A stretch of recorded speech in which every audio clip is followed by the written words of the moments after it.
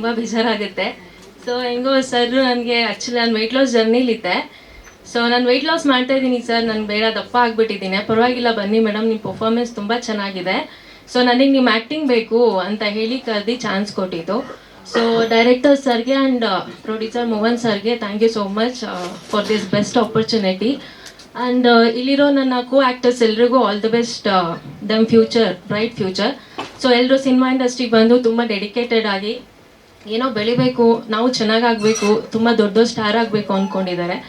So ಅವರೆಲ್ಲ bright ಫ್ಯೂಚರ್ಗೂ ನನ್ನ ಕಡೆಯಿಂದ ಇಂಥ ಒಂದು ಬ್ಯೂಟಿಫುಲ್ ಸ್ಟೇಜ್ ಮೇಲೆ all the best. Okay madam, ಅದು ಇದು ಕೇಳ್ತಾ ಇದ್ರು, ಮಾಧ್ಯಮಗಳು ಕೇಳ್ತಾ ಇದ್ರು, ಅಲ್ಲಿ ಒಂದು ಫೇಸ್ ಸ್ವಲ್ಪ ನಿಮ್ದೇ ಇದೆ ಲಿಪ್ ಲಾಕ್ ಟೈಪ್ ಅಲ್ಲಿ ಅಂತ ಹೇಳ್ತಾರೆ, ಅದ್ರ ಬಗ್ಗೆ ಇಲ್ಲ ಆಕ್ಚುಲಿ ನಂಗೆ ಅದು ರಿಯಲ್ ಆಗಿ ಮಾಡಕ್ ಬರಲ್ಲ, ಆಕ್ಟಿಂಗ್ ಅಲ್ಲಿ ಸ್ವಾಮಿ ಸರ್ ಹೇಳ್ಕೊಟ್ರು ಅದಕ್ಕೆ ಮಾಡಿದ್ದು. ಇಲ್ಲ ಡೈರೆಕ್ಟರ್ ಅಂದ್ಮೇಲೆ ಅವ್ರದ್ದೇ ಅಲ್ಲ ಸೂತ್ರ ಕೈಯಲ್ಲಿ, ಅವ್ರು ಆಡ್ದಂಗೆ ನಾವು ಆಡ್ಬೇಕು ಸೆಟ್ ಅಲ್ಲಿ. ಸೊ ಅವರು ಹೇಳ್ಕೊಟ್ಟಿದ್ರು ನನಗೆ. ಇಲ್ಲ ಇಲ್ಲ ನನಗೆ ಎಕ್ಸ್ಪೀರಿಯನ್ಸ್ ಆಗಿಲ್ಲ.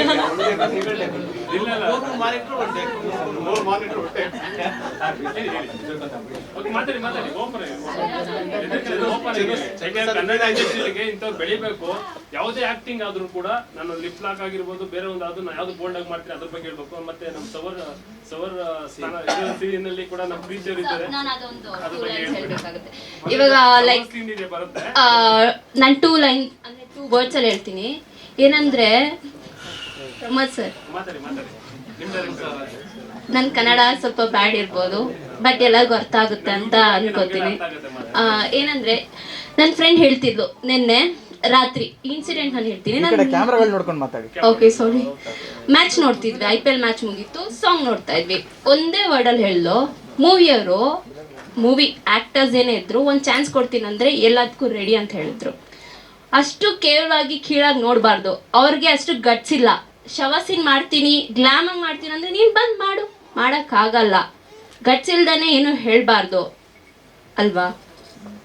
ಗ್ಲಾಮ್ ಮಾಡ್ತೀನಿ, ದೇವ್ರ ಪಾತ್ರ ಮಾಡ್ತೀನಿ ಅಂದ ತಕ್ಷಣ ಅವ್ರೇನು ಒಳ್ಳೆಯವರು ಕೆಟ್ಟವ್ರು ಅಂತ ಜಡ್ಜ್ ಮಾಡಬಾರ್ದು ಯಾರನ್ನು.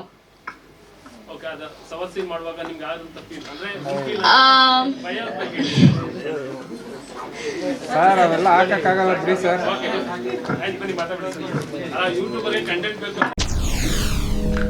SSTV ಸಿನಿಮಾ ಜಗತ್ತಿನ ಕ್ಷಣ ಕ್ಷಣದ ಸುದ್ದಿಯೊಂದಿಗೆ.